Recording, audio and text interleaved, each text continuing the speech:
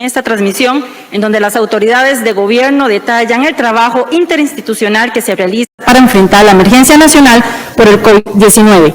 Saludamos a los jerarcas que nos acompañan esta tarde, al ministro de Salud, el doctor Daniel Salas, a la ministra del Deporte, la señora Carla Alemán, y al presidente de la Comisión Nacional de Emergencias, el señor Alexander Solís, quienes nos van a estar detallando sobre las actualizaciones de las medidas sanitarias. Cedemos a continuación el uso de la palabra al ministro de Salud, el doctor Daniel Salas.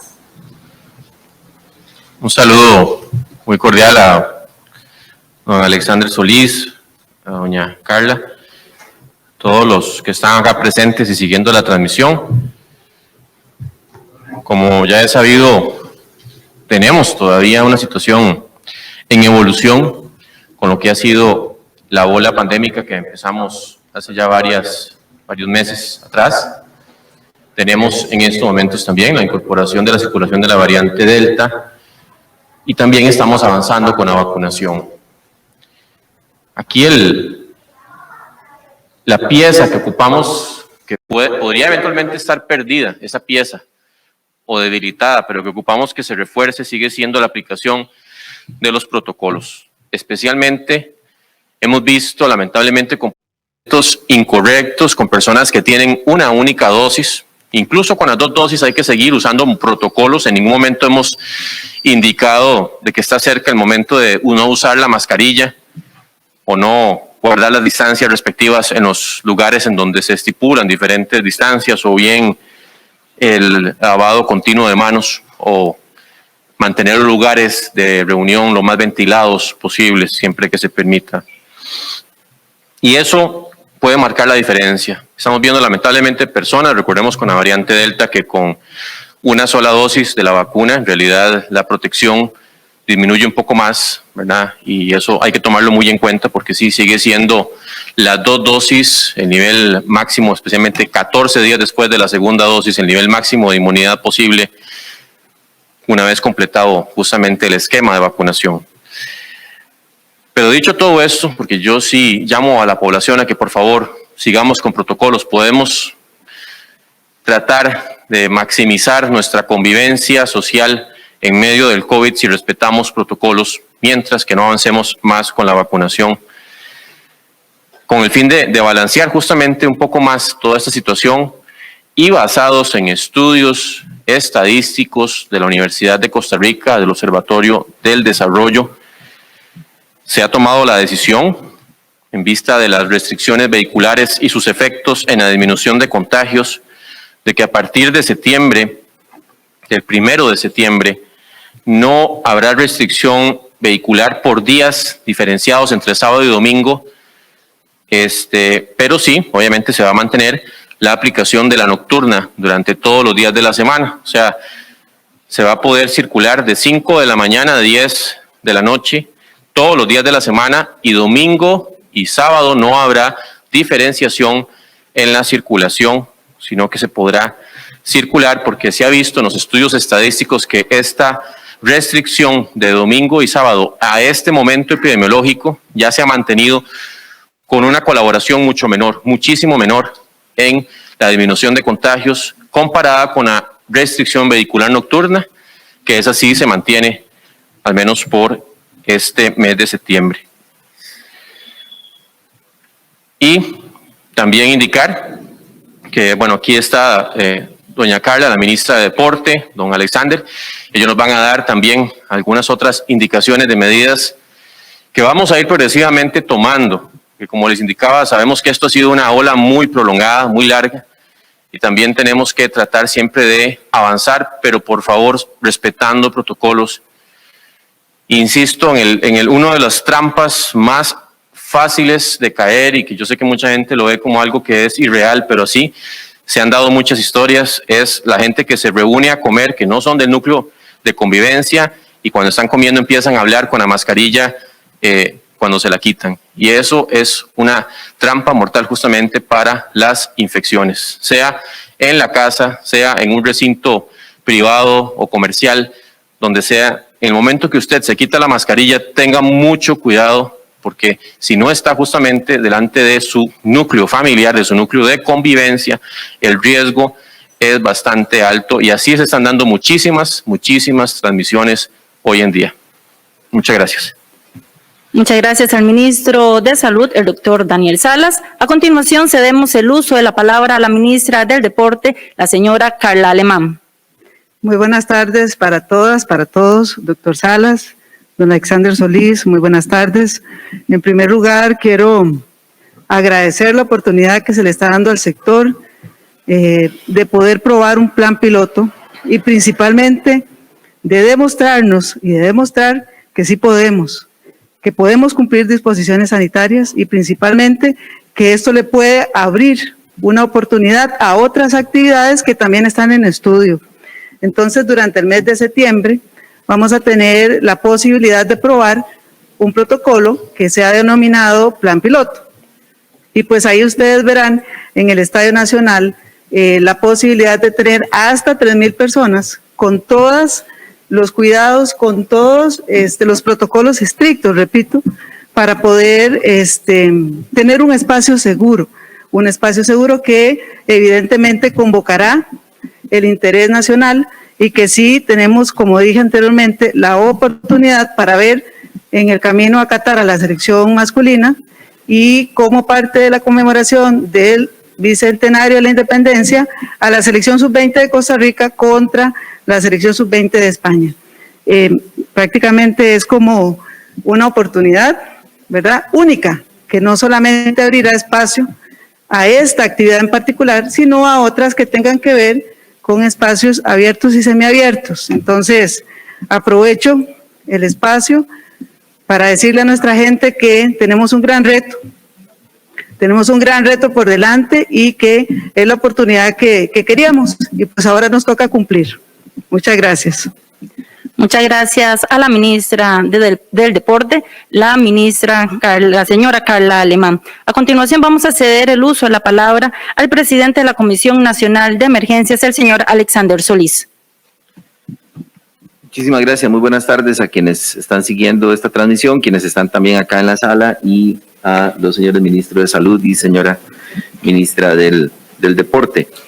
En relación con los cambios que se deben hacer en las próximas semanas, nada más mencionar algunas de las medidas que se mantienen y en el caso particular de los bares, mantenemos el 25% del aforo de los bares y se ampliaría al 50%, pero para el mes de octubre, insisto, para el mes de octubre. Durante el mes de septiembre, que es un mes crítico en términos de las proyecciones, también se va a mantener en 25%. Para el mes de octubre arrancaría con 50%, eliminando la reconversión de bares que se había hecho para que funcionaran y operaran como cafeterías y restaurantes. Asimismo, los sitios que tienen permiso sanitario de funcionamiento habilitado como farmacias, supermercados, pulperías, carnicerías, etcétera, seguirán operando de lunes a domingo de las 5 de la mañana a las 10 de la noche, tal como como ha venido operando, y se mantiene el servicio a domicilio habilitado por las 24 horas. En lo relativo a los aforos, se mantiene el aforo máximo de hasta 500 personas, con distancia de 1.8 metros para actividades académicas, empresariales y lugares de culto. Hay que reforzar acá que es hasta 500 personas, siempre manteniendo el 1.8 de distancia entre las personas o bien las burbujas sociales, entendiendo claramente este concepto de burbuja social como las personas que forman parte del núcleo familiar, que residen en una misma casa y que comparten ese mismo espacio en forma permanente. También reiterar que no existen ni burbujas deportivas, ni escolares, ni laborales, y mucho menos en relación con estos sitios donde se reúne un grupo de personas. Eso no abarca el concepto de la burbuja social. El aforo máximo de 100 personas para salones de eventos sociales, aplicando el mismo principio del distanciamiento. En el caso de los trenes, podrán funcionar con 26 personas de pie, según el protocolo de Incofer, y esto tiene que ver con la cantidad de asientos que tienen disponibles estas unidades, a diferencia de los autobuses. Los autobuses Se mantendrá el servicio solamente con personas sentadas. Las playas tendrán horario de 5 de la mañana a 8 de la noche en todo el país. Los buses, como ya mencioné, se mantienen sin personas de pie y los hoteles de más de 100 habitaciones mantienen al 75% de su capacidad. Las instituciones públicas se mantiene la directriz de teletrabajo. Aquí se hace una instancia vehemente que ya la ha hecho también el señor presidente de la República, todos los y las jerarcas institucionales, para que controlen y cumplan la directriz, exceptuando las oficinas regionales de atención al público y las instituciones involucradas en la atención de emergencia y para el personal de atención de emergencia, ¿verdad? Los procedimientos administrativos de las instituciones que atienden emergencias, ya sean las de primera respuesta o las instituciones también del gobierno central que tienen función de atender emergencia, tienen también la obligación de en sus equipos administrativos aplicar el concepto del teletrabajo. Estas serían las principales medidas. Yo quisiera mencionar en relación con esta última lámina, donde podemos ver cómo se comportan, tal vez si pasamos a la siguiente lámina, cómo se comportan los casos en las diferentes semanas epidemiológicas. Ahí ustedes pueden ver esa curva. Esta es la forma gráfica más elemental en que nosotros podemos ver la situación en la que estamos en relación con el número de casos. Pero en esto no solo cuenta el número de casos. Tenemos aproximadamente 7, 8 cantones que los 3 indicadores que permiten evaluar el nivel de riesgo cantonal están en muy alto. Upala, Los Chiles, Guatuso, Liberia, Nicoya, Santa Cruz, Carrillo y Ojancha, los 3 indicadores que ven tasa de ataque, índice de positividad, tasas de hospitalización están muy altos. 18 cantones más tienen 2 de estos 3 elementos del índice de riesgo muy altos. Esto en realidad nos lleva a una situación compleja, pero también tenemos que entender que hay una situación compleja desde el punto de vista de la actividad productiva, económica, comercial. Por eso es que se han anunciado estas medidas que en conjunto los 3 jerarcas hemos mencionado, que nos permiten mantener pues, el balance entre la salud y lo económico, pero con un componente muy importante de autocuido, de responsabilidad individual, para que juntas y juntos podamos frenar la ola. Si ustedes ven esa gráfica, estábamos frenando la ola, pero hace 3 semanas volvimos a empezar a subir. 2 semanas que volvimos a subir y entonces ahora tenemos que redoblar esfuerzos para seguir bajando esa cantidad de casos y darle respiro también a la atención en hospitales, dar el espacio para avanzar en el proceso de vacunación y también que nuestras actividades productivas puedan seguir operando y el país siga operando. Muchas gracias. Muchas gracias al presidente de la Comisión Nacional de Emergencias, el señor Alexander Solís. Le recordamos el sitio presidencia.go.cr/inclinada-alertas. En este sitio ustedes pueden encontrar las medidas que se han dado el día de hoy. El sitio se encuentra totalmente actualizado. Asimismo, pueden encontrar también las alertas de los cantones. En el sitio, se lo repetimos, presidencia.go.cr/inclinada-alertas. A continuación, vamos a iniciar con las preguntas de los colegas que se encuentran acá en el auditorio de Casa Presidencial. Iniciamos con Edgar Fonseca de puroperiodismo.com. Muy buenas tardes, don Edgar. Por favor, indicar hacia quién estaría dirigida sus consultas. Muy buenas tardes, señor ministro, señora ministra, don Alexander, y a la audiencia. Mis preguntas van dirigidas primero al señor ministro y a don Alexander. Señor ministro, las proyecciones de la Universidad de Costa Rica plantean hasta 2.200 contagios en las próximas semanas. En un escenario pareciera neutro, ¿cuál es la estimación que tienen ustedes realista de posibles contagios para el mes de septiembre dentro de lo que también la Universidad de Costa Rica está calificando como una nueva ola pandémica? Y yo le pregunto a usted si efectivamente estamos bajo una nueva ola pandémica. Segundo, ¿cuánto está impactando la variante Delta en esta así calificada nueva ola? ¿Cuál porcentaje de los contagios están atribuidos a esta nueva variante? Y tercero, señor ministro, dentro de las manifestaciones de usuarios, insisten mucho en por qué el Programa Nacional de Vacunación en estos momentos no acorta el periodo entre la primera y la segunda dosis. Plantean esto en cuanto a esperar alguna respuesta institucional. Señor ministro, y es como una paradoja que entre más acelerado estaba el proceso de vacunación, se produce esta ola pandémica de casos proyectados hasta 2.200 para la próxima semana. ¿A qué atribuye usted que esto se esté dando? Para don Alexander, mis preguntas van en el sentido, ustedes habían anunciado aquí que entre julio y septiembre tenían una meta de 2.5 millones de vacunas por recibir. Con el envío de esta semana y a las puertas de septiembre, ¿ustedes qué estimado tienen de cumplimiento de esa meta de llegada de vacunas? Y segundo, usted ha mencionado acá que se han dado atrasos tanto por parte de AstraZeneca como por parte del convenio COVAX. ¿Cuánto es ese atraso a estas alturas?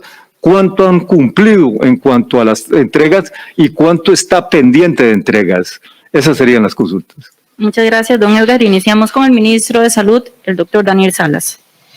Gracias, don Edgar, por sus preguntas. La primera, con respecto a la nueva ola, yo diría que tenemos que ver el comportamiento de los casos en las siguientes semanas. Vemos que que íbamos bajando, pero también habíamos alcanzado como una meseta en donde no había una disminución sostenida. Y ya llevamos al menos un par de semanas en donde pareciera que sí van aumentando. Tampoco ha sido un momento exponencial, pero tendríamos que ver justamente el comportamiento. Estamos rondando más o menos los 2.000 casos, un poco más tal vez por día, y por eso insistimos en que tenemos que seguir aplicando protocolos. Y yo en eso, por eso insisto, porque usted me preguntaba también de por qué es que si vamos aumentando en vacunación, por qué es que tenemos nuevos casos.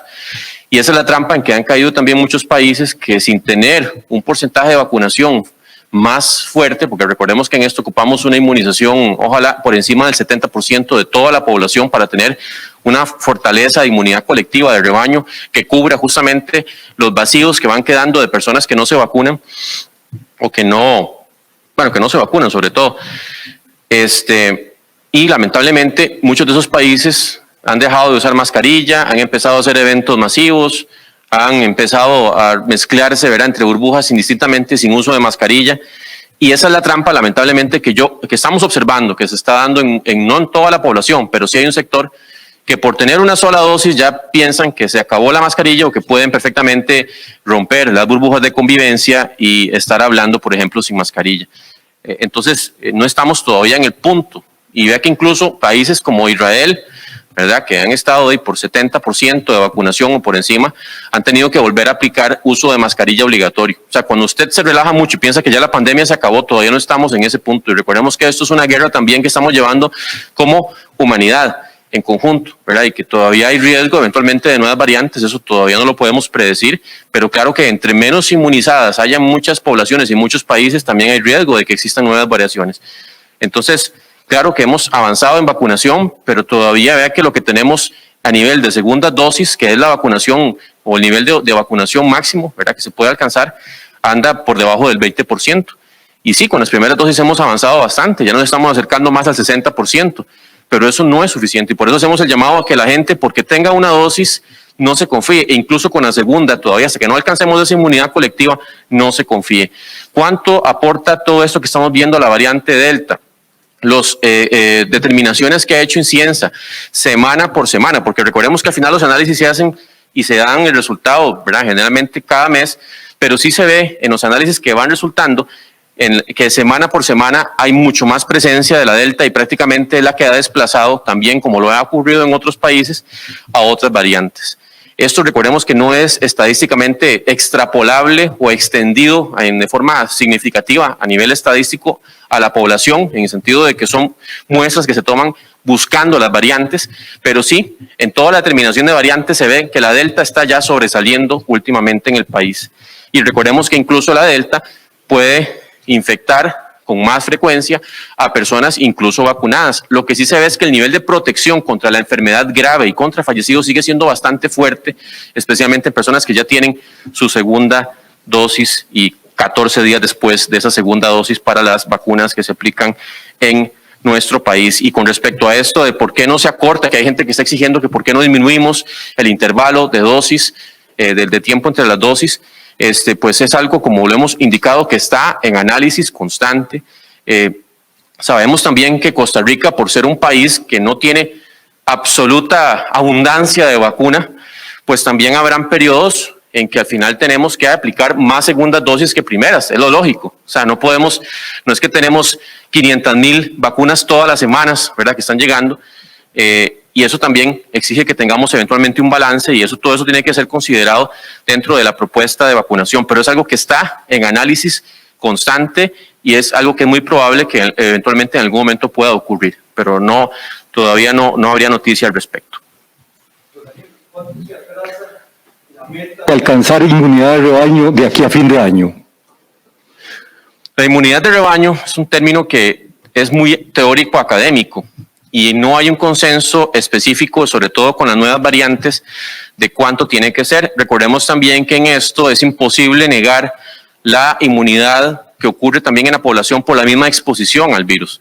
Entonces, cuando hablamos de más de un 70% y muchas personas ya están diciendo que tiene que ser más cercano al 80% o incluso por encima del 80% con la variante Delta, esa inmunidad, también habría que considerar cuál porcentaje de esa población que al final no se ha logrado vacunar ya tuvo también la inmunidad natural, y eso tiene que sumarse para entender la inmunidad de rebaño. Lo que sí es claro es que si siguen llegando las vacunas que tenemos estimadas que lleguen, vamos a poder alcanzar el 80% de la población meta antes de que finalice el año, y eso ya habla de un porcentaje bastante fuerte en esa colaboración que ocupamos de inmunidad colectiva. Continuamos con el presidente de la Comisión Nacional de Emergencias, el señor Alexander Solís.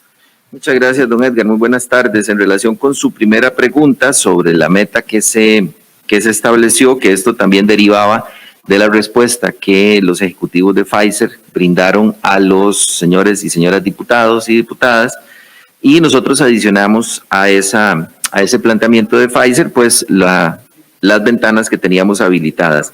Vamos en buen camino al cumplimiento de la meta. Realmente no hemos tenido ningún atraso, ni con AstraZeneca ni con Pfizer, y en el caso de COVAX está previsto para el último trimestre más o menos las ventanas por el orden de 1.026.000 dosis aproximadamente. De COVAX hemos recibido 172.000 dosis, de AstraZeneca hemos recibido 571.000 dosis, de Pfizer 3.592.095 dosis, más las 503.000 de las donaciones. Eso nos da un total de aproximadamente 4.839.000 dosis. Y mencionarle que durante el mes de agosto hemos recibido aproximadamente 1.071.000 dosis. Adicionalmente, para el mes de septiembre está previsto mantener las llegadas de las dosis de Pfizer y también de AstraZeneca. Muchas gracias al señor Alex Solís. Continuamos con Tomás Gómez, del Observador. Hola, buenas tardes a todos. Don Alexander, voy a hacer la pregunta a usted y reiterar la que ya hizo don Edgar. ¿Cómo está el asunto de las proyecciones? Usted acaba de decir que para septiembre no son positivas, pero esta proyección, ¿cuánto nos dice posiblemente en cuántos promedio de casos podemos tener? ¿Cuándo vamos a hacer pico o vamos a tener algún pico pandémico en lo que viene en este mes que viene? Y finalmente, ¿cómo está la proyección para la parte de hospitalizados? Ya que usted mencionó el tema para septiembre. Segundo, quería consultarles, ayer don Carlos Alvarado dijo que vamos a buscar una aceleración de las segundas dosis. ¿A partir de cuándo se podría ver esto? ¿A qué personas se les daría prioridad y cuándo va a empezar? Y luego él también dijo que estamos esperando que COVAX ya nos mande algo. Quería preguntarles qué acciones vamos a tomar para que COVAX finalmente acelere los envíos. Vamos a, mandar una carta, acciones políticas, de qué forma ya ahora sí vamos a buscar un acercamiento o más entregas. Y finalmente, doña Carla, si nos puede precisar, viene este proyecto, este plan piloto, ¿de qué va a depender verlo después aplicado en el fútbol nacional y en otros deportes acá en el país? Muchas gracias. Iniciamos con el presidente de la Comisión Nacional de Emergencias, el señor Alexander Solís. Sí, en realidad, Tomás, muchas gracias, muy buenas tardes. Hay algunos datos que yo di como referencia en relación con las proyecciones de septiembre, básicamente a partir de un criterio en el que mencioné que es un mes en el que vamos hacia el aumento de los casos. Hay datos muy específicos que tienen que ver con proyecciones y datos epidemiológicos que yo no tengo las competencias técnicas para abordarlo. Lo hice como un elemento de motivación en relación con los datos que surgen de la sala de situación y los datos de vigilancia. No sé si el señor ministro quiere en específico mencionar sobre estos temas. Me parece, no me quedó claro si la pregunta en relación con los temas de vacunación me la hizo a mí o si más bien corresponde al ministro Salas responderla. Ahí vemos. Y en relación con el mecanismo COVAX, como mencioné, en este momento nosotros tenemos el reporte de las ventanas que ya están aprobadas únicamente a la espera de fecha y trámites logísticos para recibir 1.026.000 dosis en el último trimestre del año. Y sí se mantienen constantes reuniones de coordinación, tanto con la Organización Panamericana de la Salud, como contactos con las autoridades del mecanismo COVAX. Continuamos con el ministro de Salud, el doctor Daniel Salas. Sí, con esto de la aceleración de segundas dosis es casi que cae por su propio peso, porque ya estamos llegando en las semanas espejo, en donde muchas de las personas que se han logrado vacunar con primeras dosis, pues les corresponde la segunda. Y es lo que yo indicaba, no es que están llegando 700.000 dosis a la semana, sino que las vacunas que están llegando tienen que ser dedicadas justamente también a honorar o a honrar más bien esa segunda dosis, a completar el esquema. Entonces, es claro que en las siguientes semanas ya va a haber una aceleración de la aplicación de segundas dosis y que pues también la oferta de primeras dosis va a disminuir. Eso es claro porque tienen que dedicarse un contingente importante de esos ingresos para poder completar los esquemas de las personas que ya les va tocando. Seguimos con la ministra del Deporte, la señora Carla Alemán. Mucho gusto, Tomás. En relación con esto, básicamente lo que hay que entender aquí es que vamos a poner a prueba, ¿verdad?, el cumplimiento de los protocolos, que evidentemente tiene que ver con el uso de la mascarilla, el distanciamiento, pero principalmente con el cumplimiento, con la responsabilidad de las personas de hacer lo que tienen que hacer. Las organizaciones están con muchísimo compromiso de hacer los protocolos con todo lo que se requiere. Hemos pasado muchas horas revisando, proponiendo, acordando, principalmente cuál es el mejor escenario para que las personas de forma segura puedan estar en un espacio. Entonces, Tomás, es sencillo, parece, ¿verdad? Sencillo, y es cumplimiento de los protocolos. Vean que aquí, de manera reiterada, el señor ministro Salas ha dicho, miren, por favor, la mascarilla, el distanciamiento, no rompamos burbujas, etcétera. Y de hecho, en el planteamiento se atiende a esto, a tener un espacio seguro y que la gente entienda que la posibilidad de abrir más espacios no depende de un protocolo estricto o no estricto. Y quiero aclarar esto. Quiero decir, el protocolo es estricto ya de por sí, pero es el cumplimiento de las personas. Hagamos caso. Hay gente que no hace caso y nos ponen problemas a las demás personas. De hecho, aprovecho tu pregunta, Tomás, para decir que si seguimos las instrucciones, si cumplimos los protocolos, vamos a darle oportunidad a otras personas. Si eso no pasa, pues lamentablemente será prueba nada más y ahí quedará. Continuamos con el colega Roger Espinosa del medio La Extra.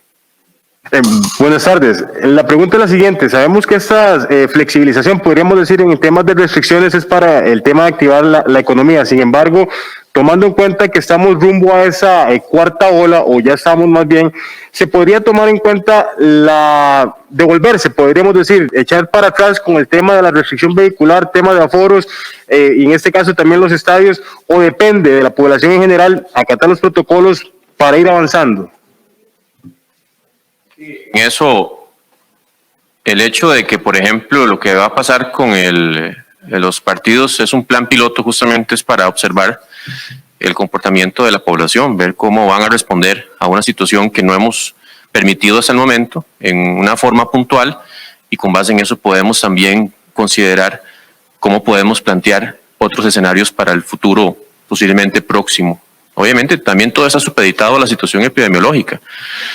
En esto de nada puede ser completamente escrito en piedra, y así ha sido durante toda la pandemia, ¿verdad? La flexibilización y la dinámica que sigue el mismo comportamiento del virus y la misma población, porque ustedes me dicen de hace un año y resto, toda la población prácticamente al unísono aplaudía cuando teníamos medidas restrictivas fuertes.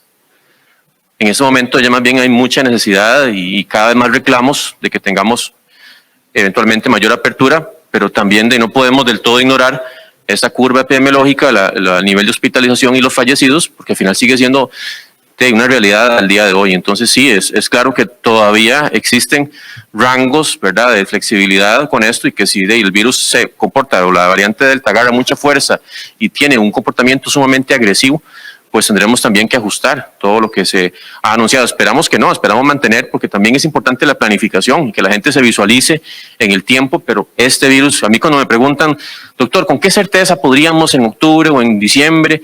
Yo sé que entre más vacunación tengamos y más avance, y siempre, claro que usando mascarillas, eso nos va a permitir un mayor rango, pero completamente, sí, ponerlo, ¿verdad?, por escrito. Yo no tengo aquí, ¿verdad?, como la bola de cristal que me diga exactamente qué va a pasar en octubre, qué va a pasar en diciembre. No sabemos las variantes, ¿verdad?, cómo va a ser el futuro de las variantes. Esperemos que conforme también la vacunación vaya avanzando y vaya menor cantidad de susceptibles, pues el virus tenga menos oportunidad de mutar, pero todavía hay mucho terreno fértil para que ocurran otras mutaciones. Esperemos que no sean mutaciones que nos vayan a obligar a escenarios más difíciles. El presidente de la Comisión Nacional de Emergencias, el señor Alexander Solís, estaría ampliando una de las consultas. Sí, gracias. Voy a aprovechar lo que Roger ha mencionado y reforzando lo que el señor ministro de Salud ha indicado, y también la consulta que Tomás le hacía a doña Carla. En esto yo quiero posicionar un tema que muchas veces genera mucha duda entre la población, porque hay gente que dice que las medidas son antojadizas, que no hay un criterio riguroso de análisis. Yo quiero transmitir a la población que eso no es así. Hay un trabajo permanente de la sala de análisis de situación, donde yo calculo que trabajan 20, 25 personas de diferentes instituciones. Hay organizaciones de investigación de las que se toman datos. Hay gente que trabaja permanentemente de la Caja, del Ministerio de Salud, de la Comisión de Emergencia, del INCAE, del Ministerio de Economía, del MISID. Ya se incorporó incluso Inciensa, también la Organización Panamericana de la Salud. O sea, es un grupo de profesionales de altísimo nivel, de altísimas competencias, que integran todos los datos para tomar decisiones. Decisiones que se toman en los niveles en que tienen que tomarse las decisiones, a partir de las recomendaciones técnicas y a partir de la construcción de escenarios.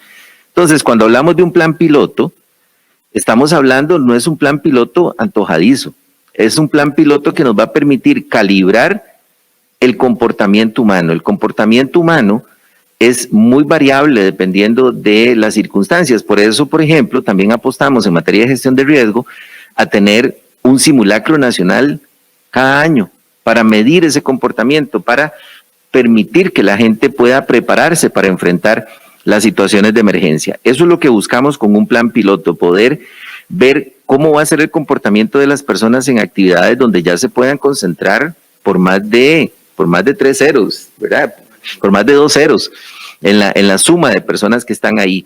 ¿Cómo son las entradas, las salidas? Cosas tan sencillas como la ida al baño en un lugar donde hay 3,000 personas. Si realmente vamos a poder mantener el distanciamiento, ¿cómo vamos a celebrar un gol? ¿Cómo vamos a movernos cuando hay que salir? Porque esto tiene que ver con criterios de escenarios de riesgo. Cuando analizamos riesgo, tenemos que ver un primer elemento, que es el peligro, el factor de peligro. Y se establece en teoría de gestión de riesgo que los peligros que asustan a las personas no son los mismos riesgos que las matan. Es decir, yo puedo ver algo que es peligroso, pero asumo y me tiro. Y si no cumplo las medidas de seguridad, por ejemplo, cuando me tiro de un paracaídas o me tiro del bungee jumping, yo no medí bien el peligro, no seguí las medidas de seguridad, y posiblemente el peligro que no me asustó sí me mató, ¿verdad? Porque no seguí las medidas de seguridad. El otro factor es la protección. ¿Cuán protegido yo estoy Y el otro elemento es el grado de exposición, y el grado de exposición varía en función de la cantidad de personas que están expuestas a ese agente de peligro o de las horas que yo paso expuesto a esa condición de peligro. Eso aumenta mi riesgo de adquirir la enfermedad. Entonces, por eso es que tenemos que hacer un plan piloto y por eso es que el proceso tiene que ir gradualmente. Como decía doña Carla, si el plan piloto durante el mes de septiembre nos resulta positivo, claro que podemos aventurarnos a poder seguir trabajando con esos mismos protocolos en concentración de más personas porque tenemos garantía de que se cumplen todos los parámetros. El peligro está presente, pero la medida de protección la puedo cumplir y la exposición la puedo controlar. Ese es un poco el elemento teórico sobre el que basamos el plan piloto. Muchas gracias al presidente de la Comisión Nacional de Emergencias. Continuamos con María Bradick de la agencia Outlier.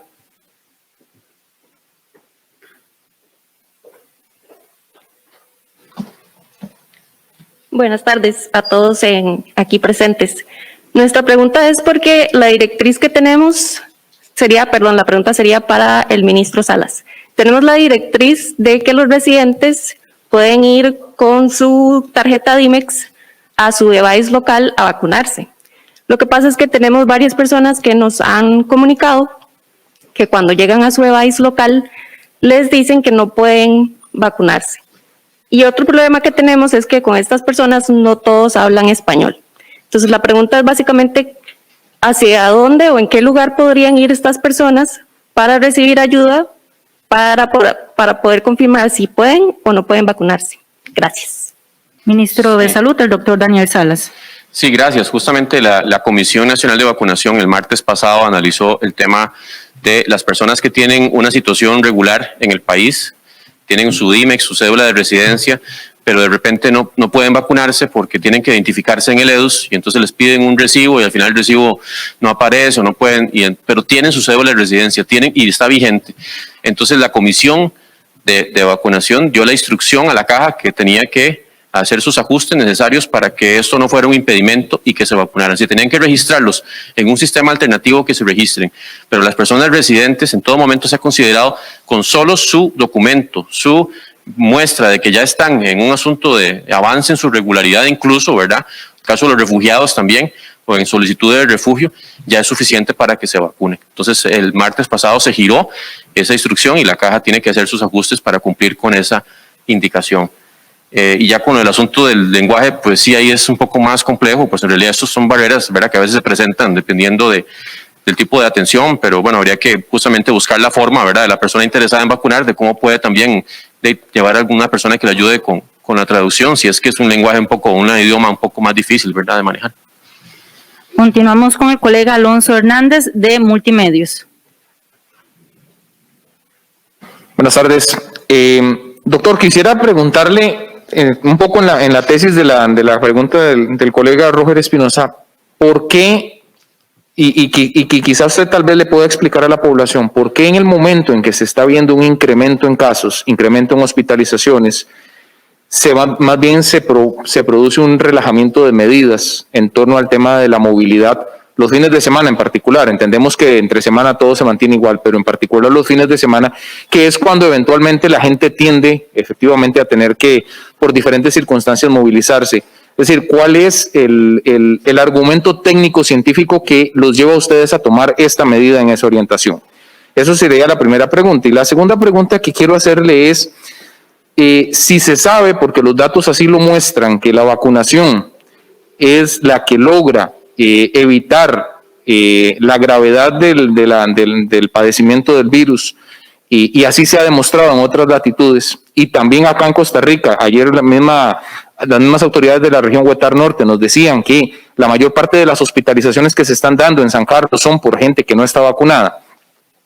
¿Qué está haciendo la administración pública, en este caso el Ministerio de Salud, la Caja Costarricense del Seguro Social, para llevar un mensaje que motive a la gente a vacunarse? Y lo decimos porque justamente son las regiones más rurales, los más alejados de los centros de población, donde hay más resistencia y más renuencia a aplicarse el fármaco, y es donde están haciendo caldo de cultivo el discurso antivacunas, que empieza justamente en las redes sociales. Así nos lo han expresado. Ahí están naciendo y se están aprovechando tal vez de la facilidad que tiene alguna gente de accesar a estos espacios y no están teniendo acceso a una información verídica y ojalá que sustente, digamos, la continuación de la vacunación. Muchas gracias. Ministro de Salud, el doctor Daniel Salas. Bien, en eso yo quiero tal vez abordar la primera pregunta, la segunda pregunta de la vacunación. Y quiero recordarle a Costa Rica que Costa Rica se ha distinguido por ser un país sumamente culto y educado en el tema de vacunación, donde cuando tenemos campañas de vacunación alcanzamos generalmente más del 90% de cobertura, donde tenemos un programa que tenemos coberturas usuales de vacunación también por encima del 90%. La OPS ha reconocido el esfuerzo en algunos momentos que ha hecho Costa Rica de tener un esquema muy actual. Y la vacunación contra el COVID-19 no tiene por qué ser una excepción. Yo sé que han habido muchas ideas completamente infundadas, que no tienen ningún fundamento, que fue que a alguien simplemente se le ocurrió que la vacuna tiene grafeno. Resulta que no están los componentes de la vacuna. Incluso ya mandamos a hacer un análisis en un laboratorio del Ministerio de Salud para comprobar que no tiene grafeno, para que haya más claridad, que son, como le digo, es que a alguien se le ocurre algo y ya empieza a popularizarse, que es una vacuna que no cumplió con el método científico, que es que somos conejillos de indias. Todo el método científico se cumplió.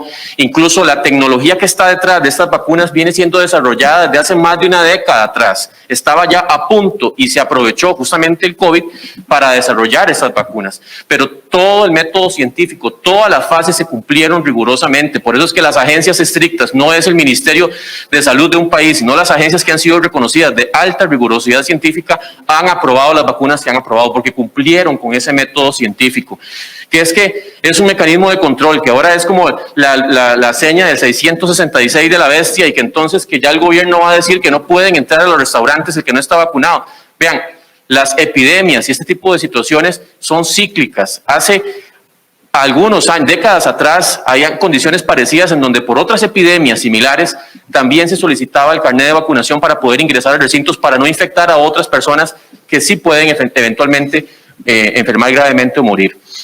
Entonces, todas estas situaciones, y yo lo digo aquí porque tal vez es parte de la educación que usted mencionaba y que la gente también tenga conocimiento, o sea, todo ese acervo de información completamente mal fundamentada, que no tiene ninguna razón de ser, es completamente falsa. Estas vacunas nos van a ayudar y nos están ayudando para salir adelante en medio de esta pandemia y como le digo, Costa Rica ha sido un país muy entendido en tema de vacunación. Siempre habrán antivacunas, siempre habrá gente que no quiera hacerlo, pero en general, como le digo, las coberturas, los datos de Costa Rica han demostrado que es un país que valora mucho las vacunas y el tema justamente que nos ayuda a proteger enfermedades y a disminuir mortalidad. Y con respecto a lo de la restricción vehicular, como yo lo mencionaba, tenemos estudios estadísticos que seguimos de cerca con el equipo del Observatorio del Desarrollo de la Universidad de Costa Rica, en donde se ve estadísticamente que en este momento, en las últimas semanas, la colaboración estadística para disminuir contagios que está aportando la restricción vehicular sanitaria de fines de semana, en realidad es mucho más importante, es bastante bajo el impacto que tiene, es muchísimo más fuerte y más importante, por encima incluso del 66%, la restricción vehicular nocturna en la colaboración para disminuir contagios. Entonces, estas decisiones tampoco es que son antojadizas, justamente tenemos estudios que lo respaldan, así como siempre lo hemos hecho durante toda esta pandemia. Tratamos de tener la mejor información posible para poder tomar las decisiones que se están tomando. No es algo como completamente así que la gente dice, verán, es que eso es un asunto antojadizo, que es que la de fin de semana que colabora más con... No, hay estudios estadísticos que están respaldando esta decisión y muchas de las que se toman justamente tienen ese respaldo. Muchas gracias al doctor Daniel. Perdón. Quisiera nada más ahí ampliar un poco con don Alexander el tema de la llegada de vacunas, el aceleramiento de los procesos de vacunación, porque se habla de que se necesita aproximadamente estar colocando 22,000 vacunas diarias para un periodo determinado en cuanto a segundas dosis para lograr alcanzar esa inmunidad de rebaño. Y no sé si me lo contesta don Alexander o me lo contesta el doctor Salas. ¿Cómo hacer para que efectivamente se lleguen a esas metas, a esos números, que efectivamente es lo que va a ayudar a que se logre controlar esta ola que se está presentando? creo que puedo iniciar yo y creo que el doctor Salas también podría complementar. Vamos a ver, nosotros como equipo de trabajo, a partir de los criterios de la Comisión Nacional de Vacunación y Epidemiología, a partir de marzo, creo, aproximadamente, comenzamos un trabajo muy fuerte de aceleración de la llegada de vacunas. Nosotros originalmente habíamos contratado en el orden de 6 millones de vacunas, esto el año anterior. Conforme tuvimos opción, fuimos ampliando, sobre todo encontramos la posibilidad con Pfizer de hacer las ampliaciones de contrato y fuimos negociando una primera aceleración que fue prácticamente a partir del mes de abril y eso nos permitió pues avanzar mucho en primeras dosis, sobre todo con esta ola que estábamos enfrentando y ya para el mes de mayo, junio comenzamos a trabajar otro proceso muy fuerte para lograr 2 millones de dosis más que se pactaron para ingresar mayoritariamente entre julio y septiembre, que es un poco lo que le comenté a don Edgar en la respuesta que le dimos. Adicionalmente, la Cancillería realiza un trabajo permanente de identificar posibles fuentes de donación, otros mecanismos como por ejemplo adelantos que permanentemente se negocian. Lo que sí es un trabajo muy, muy delicado. Yo creo que ahí el doctor Salas puede ampliar muchísimo más porque es lo que hacen constantemente desde el Ministerio de Salud y la Comisión de Vacunación y Epidemiología, es la posibilidad de encontrar nuevas dosis o de hacer nuevos contratos. ¿Por qué? Porque todas las farmacéuticas tienen sus producciones comprometidas y eso es un trabajo, doctor Salas, que yo creo que ustedes lo hacen de todos los días porque es lo que nos han planteado así. Eso, el esfuerzo, como dice don Alexander, de tratar de buscar nuevas fuentes de vacunas se ha hecho desde que tenemos, ¿verdad?, vacuna en el país, se ha seguido en ese esfuerzo.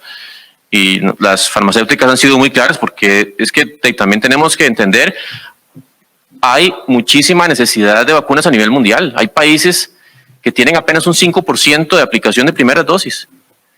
Y yo sé que nosotros, claro, nos interesa Costa Rica y nos interesa nuestra población, pero insisto en que también eso es un tema mundial y que si no avanzamos en la inmunidad como población mundial, tenemos muchísimas oportunidades de que el virus mute y haya nuevas variantes. Entonces también tiene que preocuparnos qué está pasando en otros países. Y por eso es que mecanismos como el de COVAX siguen siendo importantes en el sentido de que van y hacen una posibilidad en países donde no tienen otra posibilidad, donde no han podido establecer mecanismos bilaterales o no tienen ni siquiera los medios suficientes para hacerlo, para que también puedan avanzar en esa inmunidad.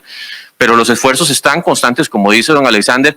La Cancillería y las diferentes embajadas hacen un constante escrutinio, viendo a ver qué negociaciones pueden establecer para tener más acceso a vacunas y pues sabemos que en algún momento pues posiblemente vamos a tener algún fruto en ese sentido, ¿verdad? Probablemente cuando ya tengamos algo más concreto de que comunicar se hará a través de la Cancillería, que es nuestro encargado en ese tema, pero claro que se siguen haciendo todos los esfuerzos necesarios. A ese momento, en el 2021, compañías que tengan justamente vacunas aprobadas por agencias estrictas que ofrezcan al día de hoy vacunas para poder ser compradas ya prácticamente no hay, ¿verdad? Por esa altísima demanda, esa altísima necesidad y también el acúmulo de vacunas que hemos visto también en países más desarrollados, ¿verdad?, que han concentrado una altísima cantidad, más de 60% de toda la vacuna, ¿verdad?, concentrada en 12 países, 10 países. Esos son porcentajes bastante que nos hablan mucho también de la realidad mundial, ¿verdad?, que tenemos y que al final desnudan mucho cuál es la visión mundial que estamos alcanzando con respecto a esto de la pandemia y los riesgos. Muchas gracias. A continuación, atenderemos las consultas que recibimos vía remoto por parte de los colegas de los medios regionales. Consulta San Carlos Digital para el presidente de la Comisión Nacional de Emergencias. ¿Puede ahondar sobre los cantones de la zona norte y el índice de riesgo de cada uno?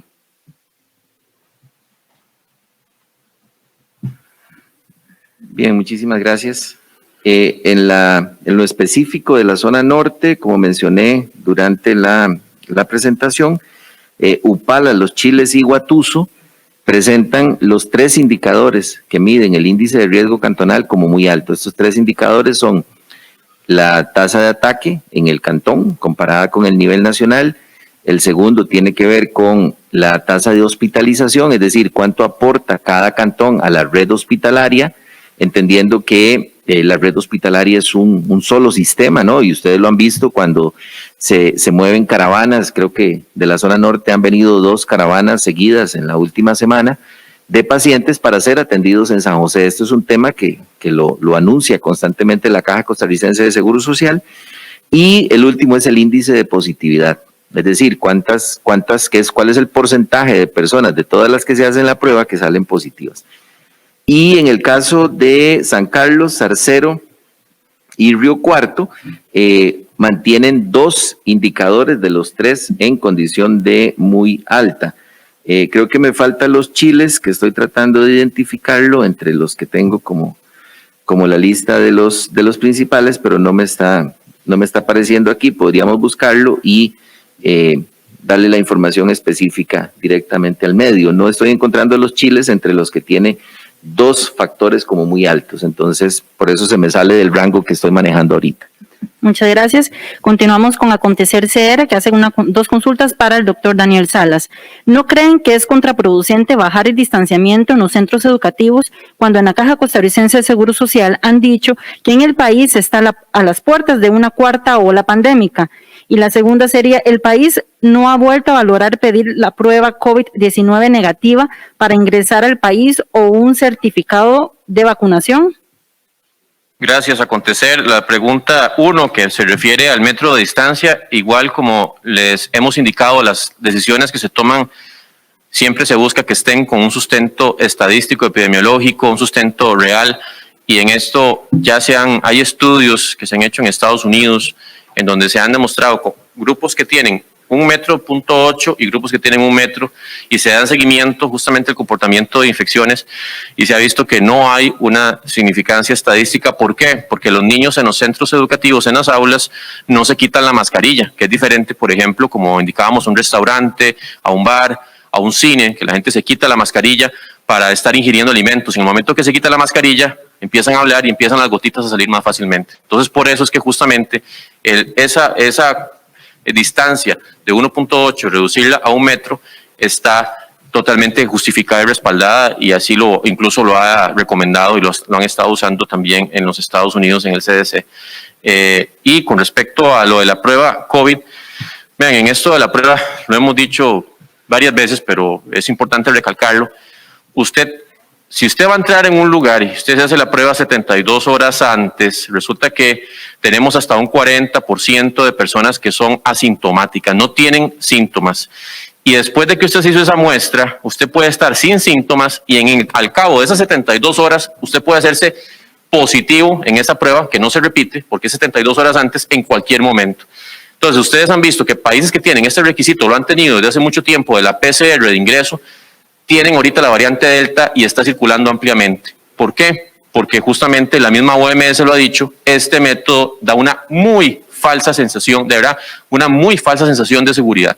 En el cabo de esas 72 horas, la persona perfectamente se hace positiva y entró asintomática, y más bien se piensa que no está con síntomas y anda también infectando. Entonces, en realidad, la prueba no es algo que vaya a servir sustancialmente para esto de controlar. Igual en este momento ustedes ven los niveles de infección en nuestro país son muy altos. O sea, claro que pues no es que no nos interesa lo que está ocurriendo afuera. Tenemos también en este momento 2 requisitos de ingreso. Cualquier persona que vaya a ingresar, que no sea nacional, tiene que ingresar o con carnet de vacunación o con un seguro que cubra los gastos para unidades de cuidados intensivos. Es un seguro específico y es verdad especial para esto. Pero sí, conforme también, sobre todo los países que más nos visitan, han ido avanzando en vacunación, se hace más frecuente justamente que lo que presentan es el carnet de vacunación y ya no tanto el seguro. Entonces, en realidad, en eso tenemos 2 requisitos, y la prueba PCR, insisto, es una falsa sensación de seguridad, y los países que la tienen implementada no ha ayudado de mucho para impedir, prácticamente de nada, para impedir el ingreso de las variantes o del mismo virus. Muchas gracias. Damos por concluida esta conferencia de prensa, no sin antes recordarle que para visitar y verificar toda la actualización de las medidas sanitarias, usted puede visitar el sitio presidencia.go.cr/alertas. Le recordamos presidencia.go.cr/alertas. Agradecemos la participación del ministro de Salud, el doctor Daniel Salas, de la ministra del Deporte, la señora Carla Alemán, y del presidente de la Comisión Nacional de Emergencias, el señor Alexander Solís. Muy buenas tardes y los esperamos próximamente con una nueva actualización. A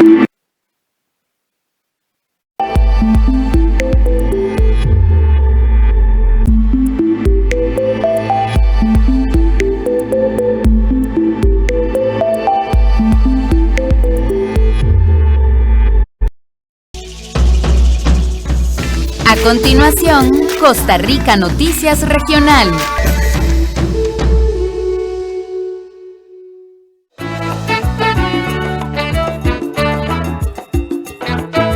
Hola, muy buenas tardes. Bienvenidos.